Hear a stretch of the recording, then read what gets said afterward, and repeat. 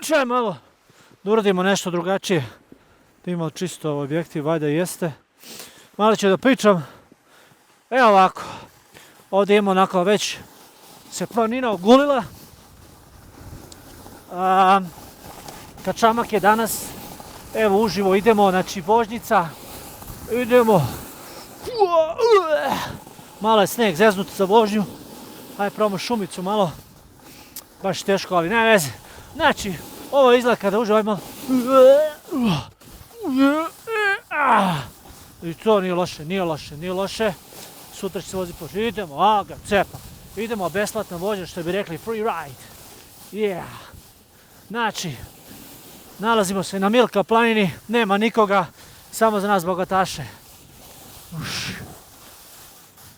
Idemo.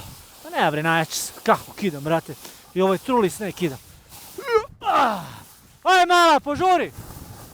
I ovo je blato. Idemo. Yeah. Čekaj, pa drži mikrofon, čekaj. Yeah.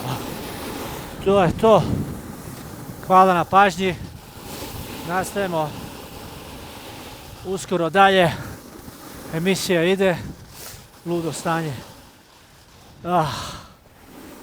Yeah.